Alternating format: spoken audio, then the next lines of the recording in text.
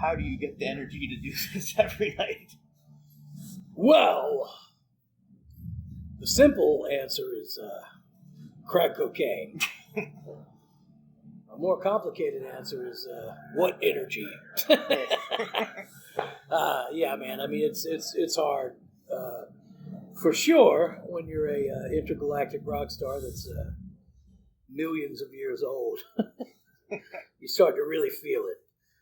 But no, I mean, once you put the stuff on and you smell the grease paint and the sawdust of the stage, you get the energy to get through it.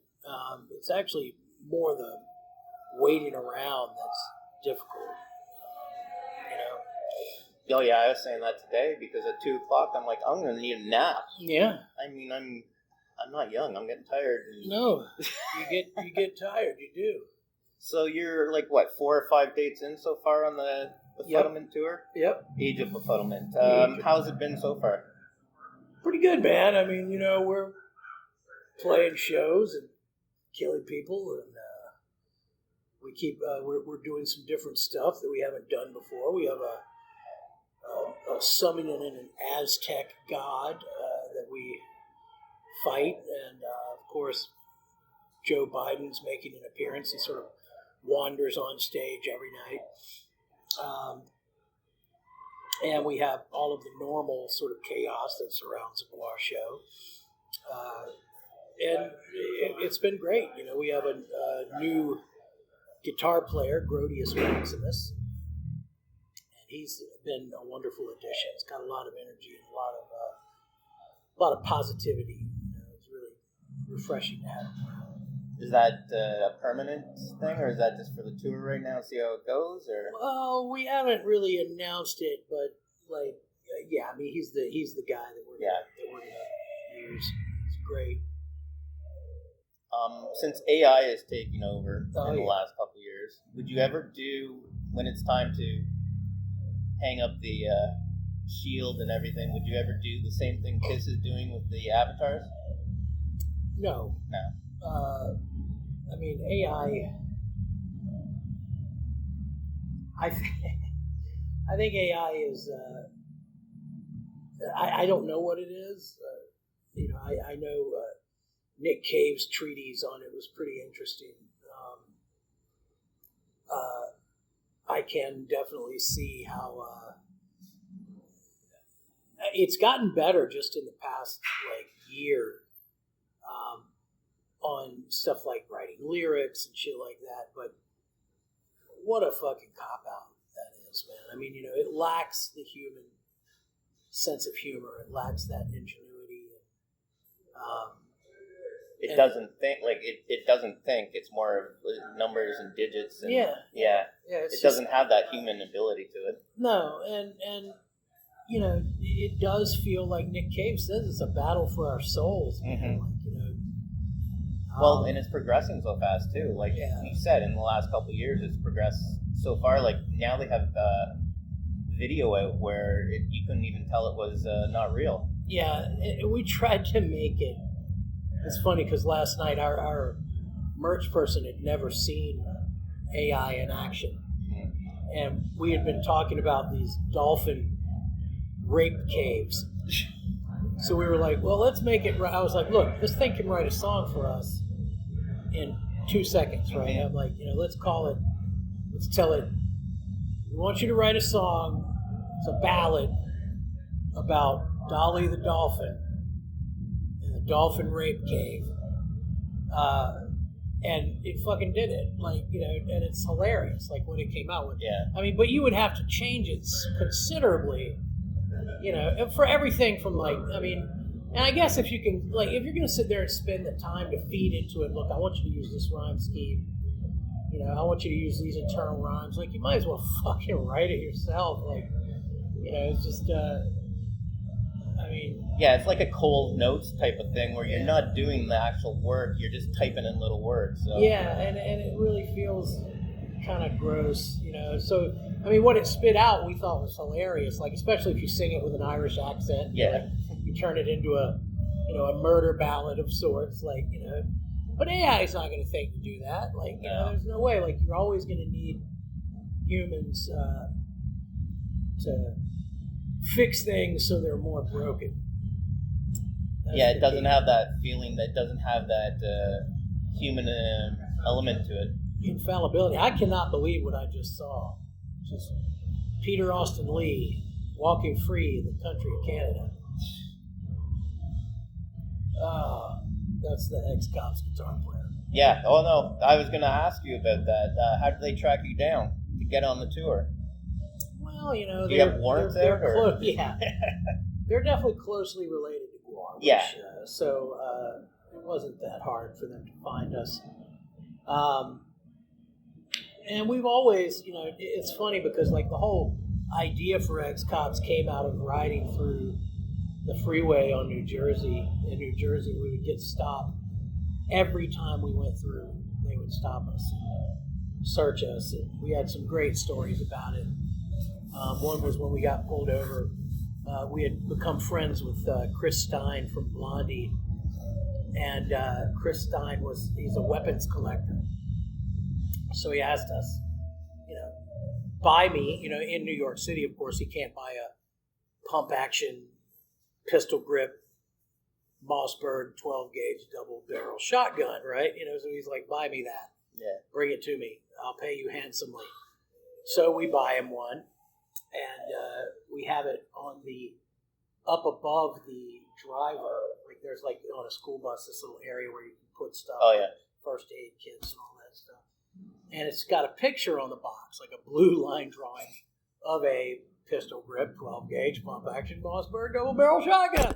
And so this cop comes on, like in New Jersey, he just walks on and he's like, do you have any weapons? And I can see it above his head. And we're like, no, we don't. And he never fucking, it's almost, I mean, and he looked at it too. It's almost like he was like, oh, nobody's going to be that stupid, you know, to actually have a gun. Yeah. So he sort of like just never said anything about it. But yeah, I mean, we've had enough fucked up, stupid experiences with cops that ex-cops made a lot of sense. And I'm not doing it. I help with their management and stuff like that. But, you know, it's enough for me to sing one set a night. So. Oh, yeah, I can imagine. I got one more, and this is going to be...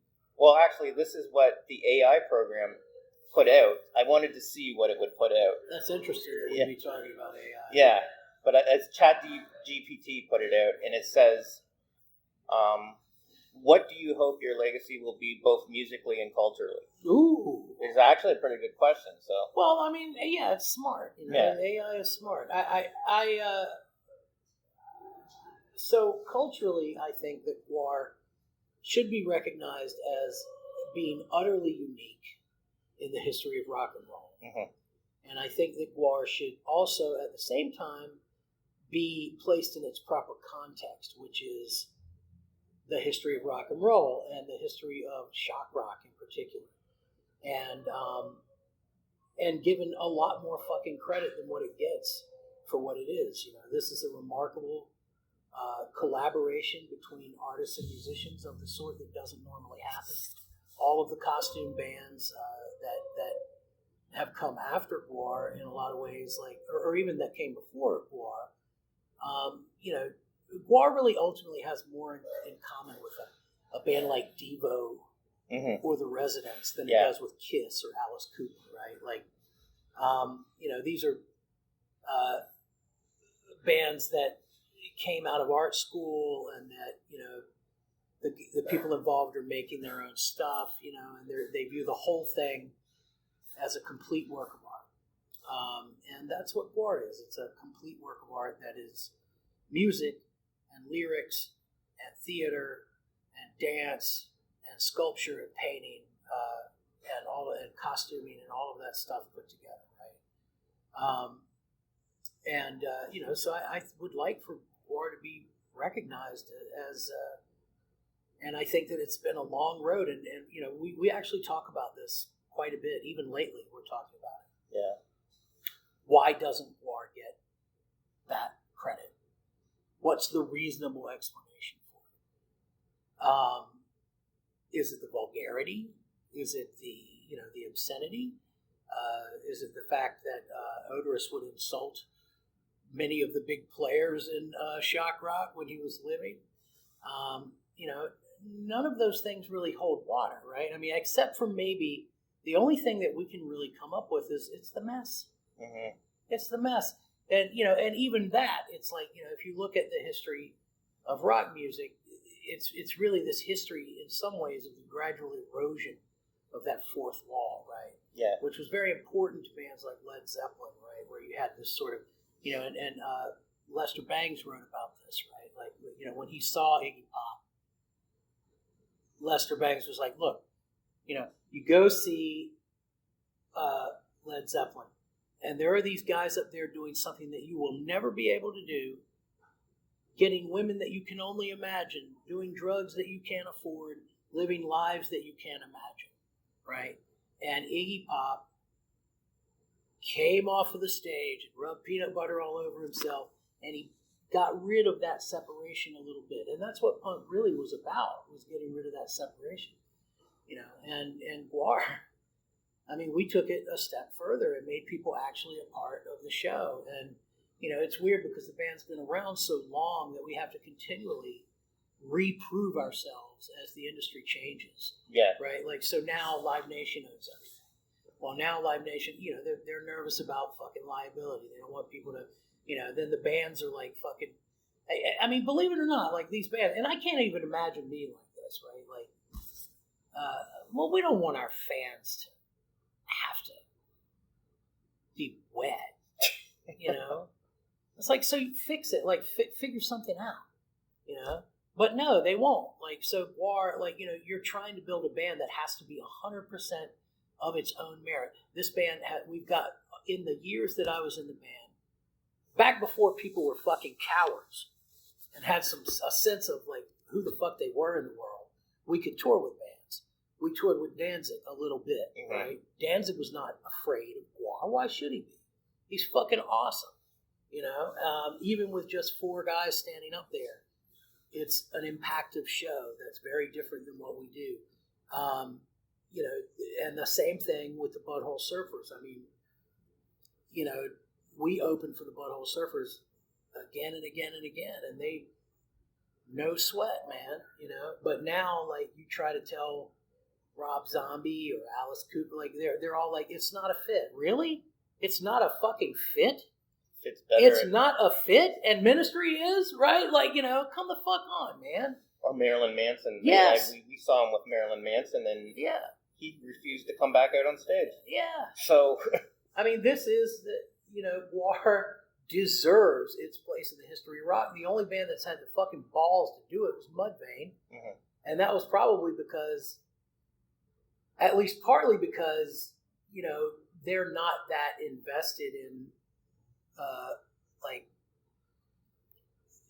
I don't know, man. Sometimes I think it's people just not understanding and trying to protect their crew. Yeah. Right? Like, our crew, we don't want our guys to have to be out there and deal with this bullshit. But we've been doing this a long fucking time, and it does kind of, now I'm just bitching, but it kind of sucks to have to, like, be to Live Nation, like, look, man, run the fucking Zamboni, clean up the blood, and, let us do these fucking shows. We're not going to tear your shit up. We've been doing it. We couldn't be a band if every time we played, we bought a D&B fucking monitor system, right? Like, we couldn't do it. So, we know what the fuck we're doing. Let us do it. But yeah, once they bought all the venues, we had to reprove ourselves at places we've been playing since fucking 1987.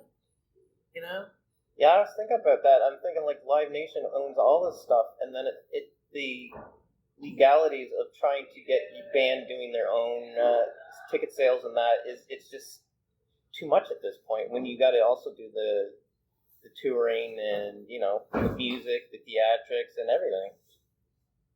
That's dumb, man. But well, it's the way the world is right now. It is, but with everything, it will swing back around at some point too. So yeah, we're hoping, and God knows GWAR, being the rock and roll cockroaches that we are, we'll still be there. There's only one GWAR. There really is. Like, I can't think of anything that really remotely comes close to you guys. So me either. And like as a trained academic, not speaking as Blothar here. This is you're trained to look for, like, one of the tools of analysis is to look for what something's like.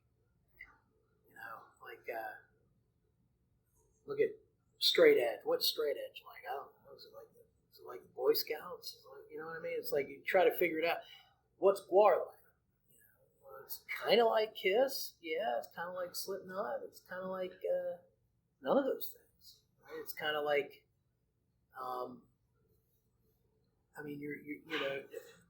Devo had a narrative.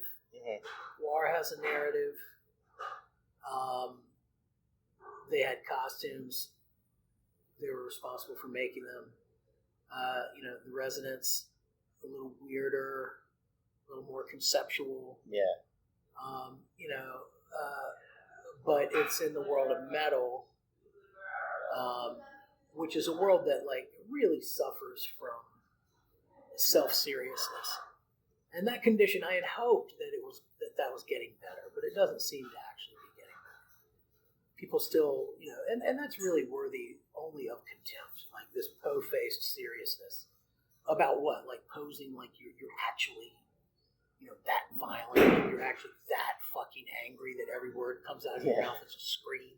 It's a whole. Who's living their lives like that?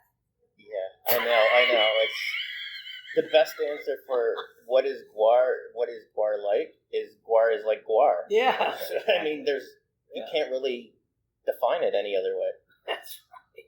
But I won't keep you any longer. Thank you very much.